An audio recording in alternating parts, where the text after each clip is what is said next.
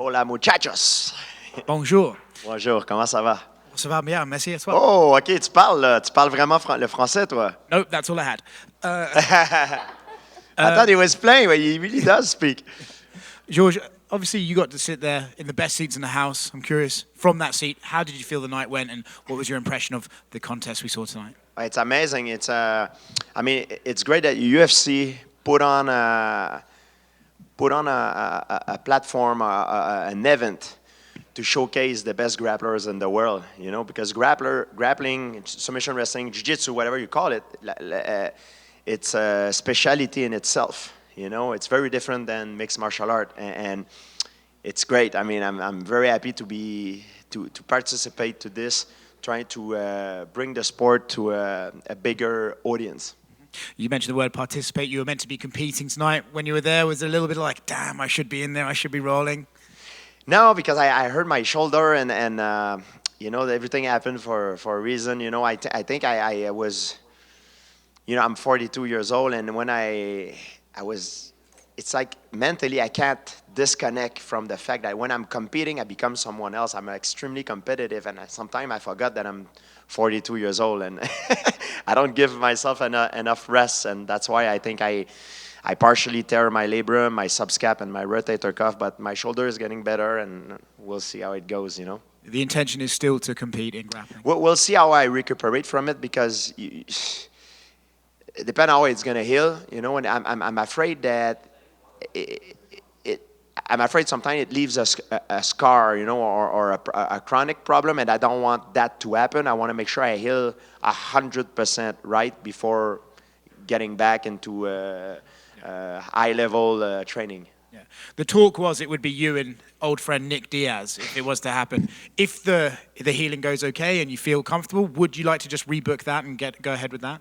Yeah, we'll see. I mean, things is constantly moving. I know Nick, I guess he's probably looking for a comeback in MMA too. I mean, the universe is constantly moving, you know, and I'm aware that I cannot put everything on pause. Someone cannot put everything on pause and waiting, you know, and I have to do another test because there is a big deficit between the strength of my two shoulders where I got hurt, and now I'm gonna make another test to see if that deficit gap have shrink, and if it has shrink, that's mean I probably will avoid a surgery.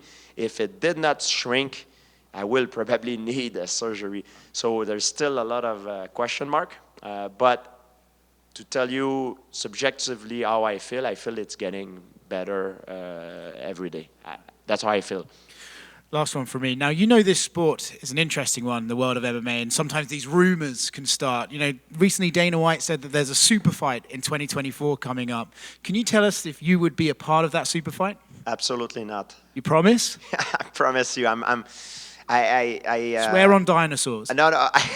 I always told myself that I would not fight in a cage after the age of 40. You know, I don't say I will never compete in any combat sport event, but I fight in a cage professionally in a serious thing for my legacy. I will not do it. There is something that I care more about my legacy is my health, and I think it's sad because a lot of athletes in combat sport, actually most of them, retire too late. And I think it's a shame a little bit because they tarnish not only their legacy, they tarnish their health.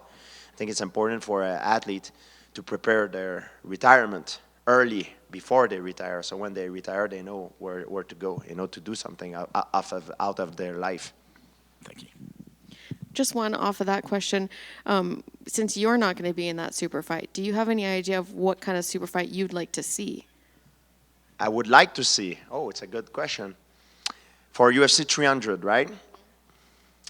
Well, there's a lot of variable. I mean, there's a lot of guys I like to watch fight. Obviously, John Jones is one of my favorite. He got hurt. It's unfortunate. I like to see Usman, Shimaev. I like to see Adesanya. I like to see Makachev. McGregor is another one I would like. Volkanovski is another one. There's a lot of guys I love to see fights. Maybe doing super fights in between them in a something like that. I'm sure UFC have a better idea than I do. Put them all in the cage and see who comes out alive. A Royal Rumble. Why not? Thank you. Hey, George.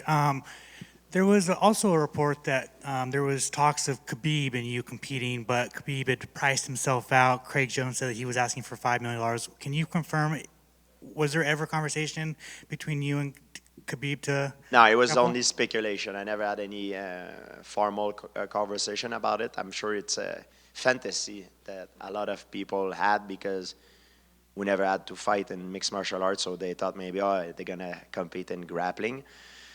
But no, I never had any formal offers or anything like this. You know, the thing is, if I may, I train not because I have an upcoming fight. I train because that's the way I like to live. You know, it's very therapeutic for me to be in good shape. It affects not only my health but also my confidence. It makes me a better person. You know what I mean?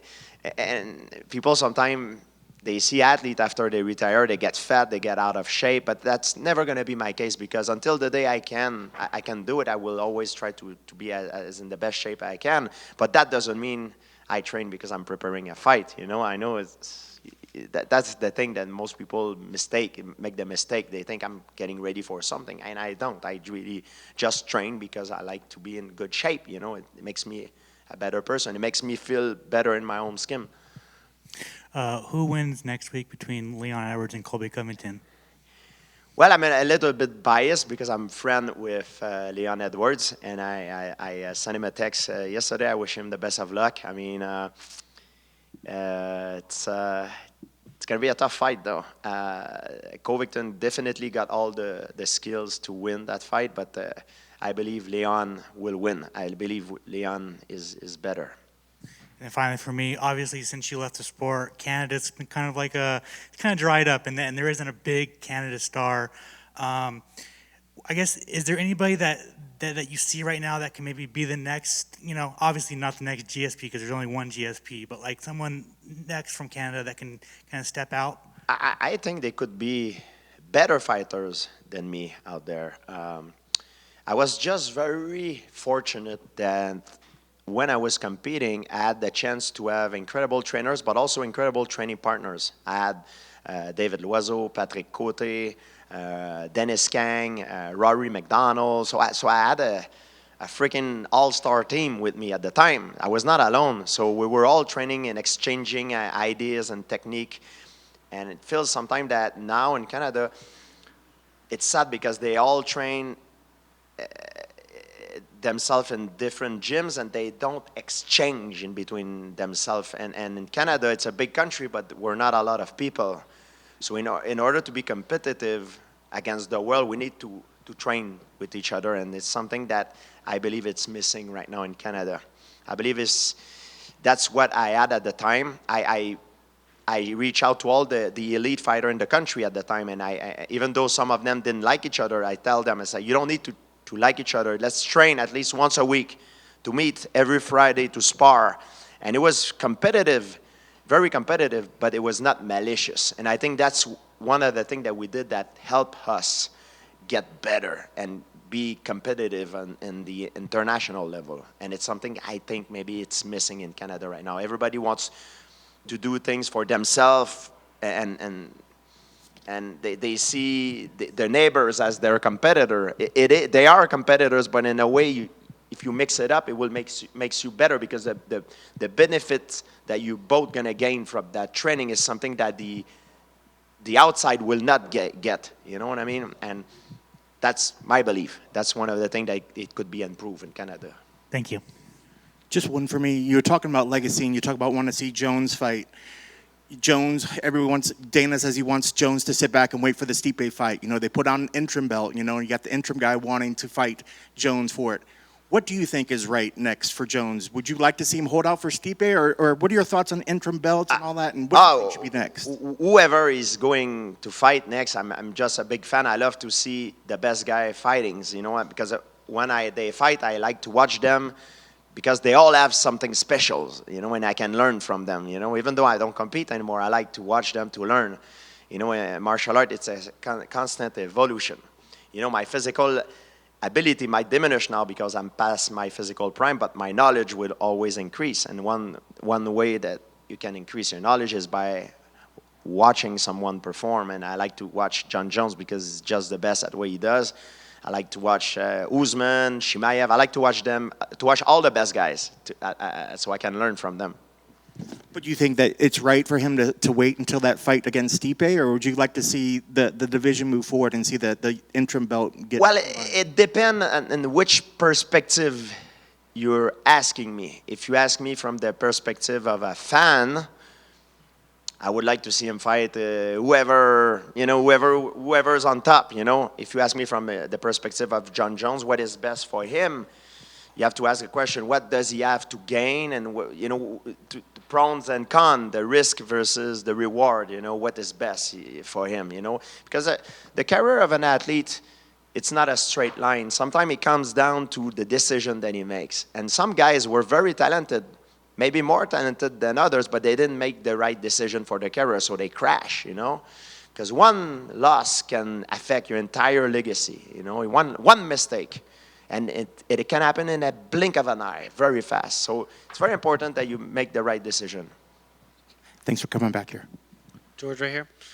You talked about legacy and also the importance of it, but more importantly, your health. Going back to your shoulder, obviously shoulder injuries are very tough. For you, being very competitive, how hard is it to not only try to prove to yourself like, oh, I still got it and I can still get better, but at the same time not trying to compromise your health, like with the shoulder and everything? Because the shoulder is, to some people, they may not realize like a labral tear like that, or dealing with the rotator cuff is tough like that.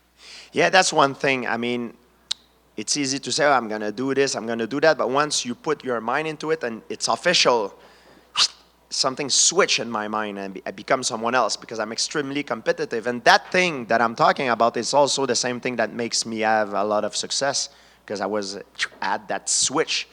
And if I don't have that switch, I feel I'm not going to perform as well as I do. But now my life has changed since when I was in my prime. I'm not the same person I was. I have other responsibility.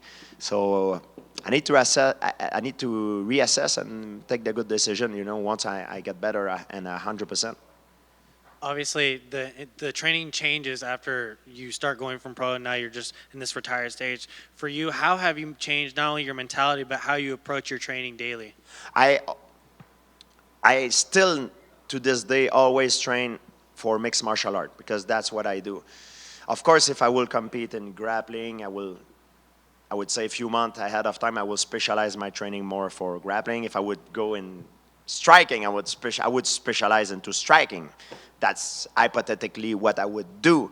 But if you talk about my weekly routine, I do all kinds of martial arts, as much as striking and grappling. You know, for me, it's important to be versatile.